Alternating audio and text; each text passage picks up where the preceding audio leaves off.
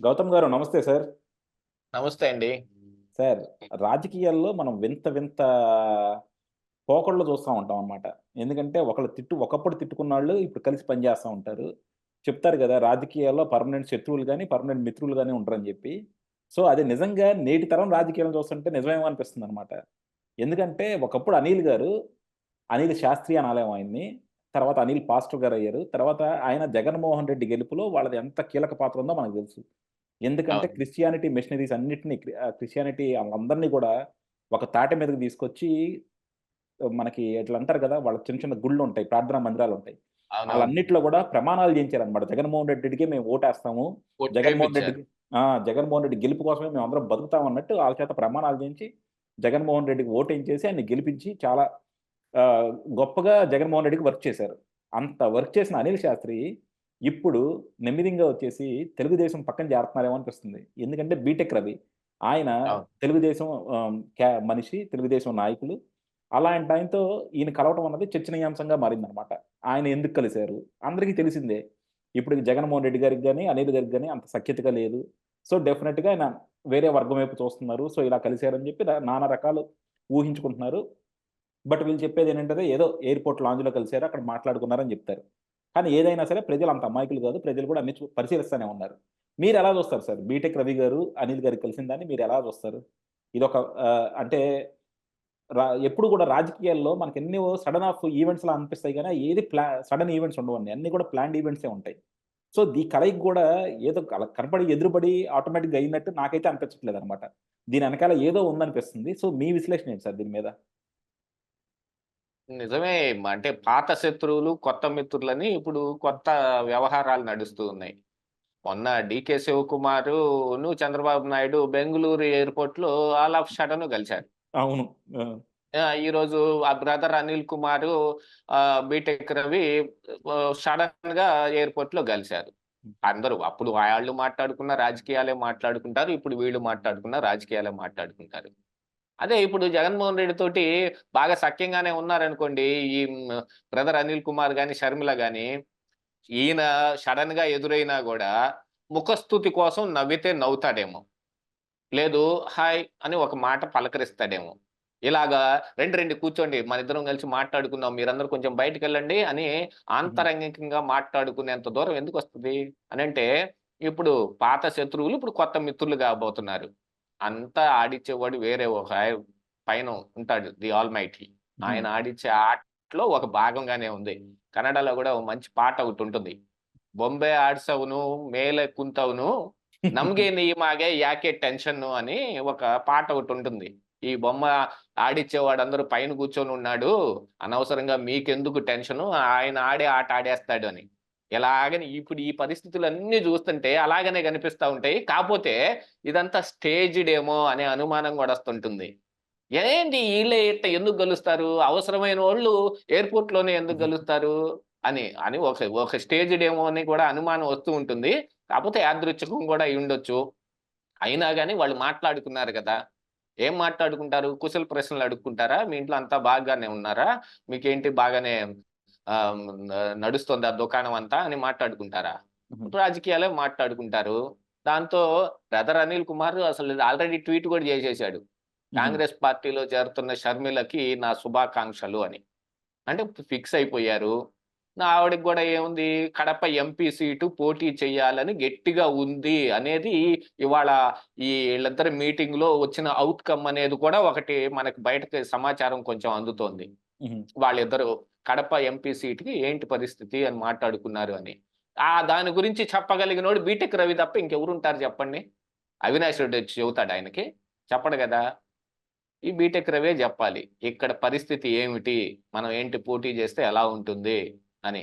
అవినాష్ రెడ్డి ప్రభావం ఎంతుంది? ఏంది పెరిగిందా? తగ్గిందా? ఆల్రెడీ 2014లోను అవినాష్ రెడ్డే, 2019లోను అవినాష్ రెడ్డే. అది గాకుండా అది కంచు కోట ఇలాక వాళ్ళది కడప. హుహు. గవ్ పులివెందుల, జమ్మలమడుగు, కడప వాళ్ళ కంచు కోట ఇలాక. సీబీఐని సైతం ఉచ్చబోయించేయగలరు కడపలో ఉంటే వాళ్ళు. కాదా? అవును. ఆ చూసానుగా మొన్న. కేస్ కోసం సీబీఐ వచ్చినప్పుడు హ్మ్.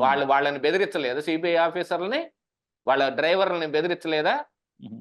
తీసుకెళ్లి మళ్ళీ కర్నూలులో బేస్ పెట్టుకొని కూడా కర్నూలులో కూడా సిబిఐని ఏమాత్రం లోపలికి అడుగు పెట్టకుండా ఏం ఆట ఆడిచ్చాడు అవినాష్ రెడ్డి. మరి అలాంటి వాళ్ళ మీద పోటీ చేయాలంటే ఏంటి అని. దాంతో మొన్న వైవి సుబ్బారెడ్డి కూడా ఏదో రాయబారం నడపటానికి బేరాలు కుదర్చడానికి వెళ్ళినప్పుడు కడప ఎంపీ సీటు మీకే ఇస్తారంట అని చెప్పమన్నారని అన్నాడు అని కొంచెం సమాచారం కూడా వచ్చింది. మరి భారత్ ఒప్పుకుంటుందా? అంటే మరి ఒకవేళ 10 పార్టీ లేని పరిస్థితుల్లో అధికారం చేజారిపోయే పరిస్థితులు ఒప్పుకుంటదేమో, అవినాష్ రెడ్డికి లేకపోయినా ఒప్పుకుంటదేమో ఇవ్వటానికి. కాకపోతే వాళ్ళు మాత్రం ఫిక్స్ చేసేసుకున్నారు. Brother Anil Kumar last time Jaganmohan Reddy కోసం ఏమేం చేశాడు, మళ్ళీ ఉన్న ప్రార్థనా మందిరాలకి ఎన్నిటికి మీరు ఇందాక చెప్పినట్టుగా వెళ్ళి బైబిల్ మీద ఒట్టేపిచ్చి ఒట్టు తప్పారో దేవుడు ఉగ్రత మీ మీద ఎలా ఉంటుందో చూడండి అని పెద్ద మీటింగ్ చెప్పేసి వాళ్ళందరినీ భయపెట్టేసి లాక్ చేసి అవతల వాడేశాడు. ఆ దేవుడి ఉగ్రత వాళ్ళ మీద ఎట్టుందో కానీ మా మీద మాత్రం భయంకరంగా ఉంది. తూక్కుమంటే కేసు పెడుతున్నారు, లోపలికి పదండి అంటాడు.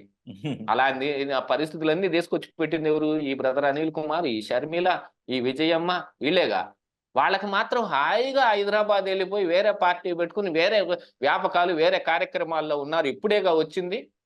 ఇప్పటిదాకా వచ్చారా? ఆంధ్రప్రదేశ్ రాష్ట్ర ప్రజలు ఎట్టున్నారని కనుక్కుంటానికి ఎప్పుడన్నా వచ్చారా? ఎప్పుడు రాలా. ఎవరి గురించి ఏం పట్టించుకోవాలా. వాళ్ళకి జగన్మోహన్ రెడ్డికి విభేదాలు వచ్చినప్పుడు ఆ విభేదాలు పరిష్కారం అవటం కోసం చాలా ప్రయత్నాలు చేసి ఒక్కటి కూడా సఫలీకృతం కానప్పుడు ఇప్పుడు వాళ్ళు ఇక్కడికి వచ్చారు జగన్మోహన్ రెడ్డిని భయభ్రాంతులను చేయటానికి. దీన్ని కూడా ఎంత దూరం నడపగలరనేది మనం నమ్మలేము. మళ్ళీ విజయమ్మ ఏ రోజైనా సరే ఇద్దరి మధ్య సయోధ్య కుదర్చటానికి చాలా వరకు చాలా పర్సెంటేజ్ ఆస్కారం ఉంది.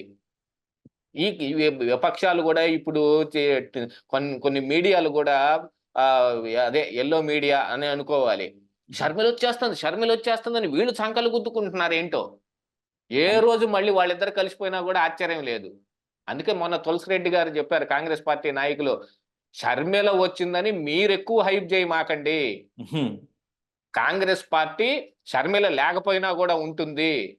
ఇక్కడ అవసరం కోసం, ఇక్కడ మ్యూచువల్ అండర్స్టాండింగ్ కోసం మనం ఒక పని చేస్తున్నాం అని అంటే అది కాంగ్రెస్ పార్టీ బలోపేతం కోసం చేసుకునే కార్యక్రమం. దీన్ని దేనికో వేరే ఏ కారణాలకో దీన్ని విచిత్రమైన హైప్ చేయకండి. అప్పుడు కూడా ఇలాంటి హైపులు చేసే జగన్మోహన్ రెడ్డిని తీసుకొచ్చి ఇక్కడ పెట్టారు అనే లాంటి మాటలు కూడా ఆయన మాట్లాడాడు. అది నిజంగానే కనిపిస్తా ఉంది. కాకపోతే వాళ్ళు ఏం కోరుకున్నారో ఆ కోరుకున్నది జరగటానికి ఏ మనుషుల్ని కలవాలో ఆ మనుషులతోటి ఇప్పుడు భేటీ అవుతూ ఉన్నారు. ఈయన వాళ్ళ ఇంటికి వెళ్తే బాగోదు, ఆయన ఈయనింటికి వచ్చినా బాగోదు. వీటన్నిటికీ మధ్యలో ఏంటి, బస్ స్టాండ్ లో కలిసాము, రైల్వే స్టేషన్ లో కలిసామని మనం అనుకుంటాం, ఎయిర్పోర్ట్ లో కలిసాము, వాళ్ళు పలానా చోట కలిసాము వాళ్ళు అనుకుంటారు. ఇలా ఇది మీరు అన్నట్టుగా ఒక స్టేజ్డ్ ప్రోగ్రామే అయ్యుండొచ్చు బహుశా. మాట్లాడుకోవటానికి ఏర్పాటు చేసుకున్న ఒక వేదిక కూడా అయి ఉండొచ్చు ఆ కడప ఎయిర్పోర్టు. కానీ వాళ్ళ అభిమతం మాత్రం బయటకు ప్రస్ఫుటంగా కనిపిస్తా ఉంది. కడప ఎంపీ సీటు వాళ్ళకి కావాలి అనేది. ఆ విషయం దగ్గరే జగన్మోహన్ రెడ్డి పోయినసారి జరిగిన తప్పు మరి ఈసారి చేస్తాడా, లేకపోతే సర్దుబాటు చేసుకుంటాడా, కాంగ్రెస్ పార్టీలోకి వెళ్ళేంత దూరం చేస్తాడా, వెళ్ళిన తర్వాత అయినా కూడా అప్పటికి కూడా ఏమి చేయి దాటిపోయిన అంశం ఏం కాదు అది. అప్పుడు కూడా మాట్లాడుకొని సబ్సైడ్ చేసుకోవచ్చు ఆవిడ్ని. ఎన్ని ఎక్కువగా జగన్మోహన్ రెడ్డికి కొంచెం ఫేవర్గా కనిపిస్తా ఉన్నా కానీ మరి వీళ్ళు ప్రవర్తించే తీరును బట్టి ఇక పై విషయాలు జరుగుతాయి. కానీ ప్రస్తుతానికైతే వాళ్ళిద్దరూ కడప ఎంపీ సీటు గురించి మాట్లాడుకున్నట్టుగా మనకి సమాచారం ఉందన్నమాట. డెఫినెట్ గా సార్. ఎందుకంటే ఇప్పుడు రాజకీయంగా కలిశారంటే మాత్రం కంపల్సరీ వాళ్ళకి ఏం అవసరం ఉందో దాని గురించి మాట్లాడుతూ ఉంటారు. కాకపోతే ఏంటంటే ఇంత దాకా వచ్చినాక రేపొద్దున షర్మిల జగన్మోహన్ రెడ్డి కలిసినా సరే జనాలు దాన్ని జీర్ణించుకునే పరిస్థితులు లేరు. ఎందుకంటే వీళ్ళు నిన్నటిదాకా ఆమె ఇండైరెక్ట్గా వాళ్ళ అన్న గురించి ఎన్ని కామెంట్లు చేసిందో మనం చూస్తూనే ఉన్నాం. జగన్మోహన్ రెడ్డి గారు కామెంట్ చేయలేదనుకోండి, కాకపోతే ఆయన చుట్టూ ఉన్న మనుషులు కూడా ఇండైరెక్ట్గా షర్మిల గురించి కూడా కామెంట్లు చేశారు. అలాంటి వాళ్ళు మాత్రం రేపొద్దున కలిశారనుకోండి, అదే జనాలు మళ్ళీ వీళ్ళ గురించి కామెంట్లు చేస్తారు. చూద్దాం అండి. Thank you very much.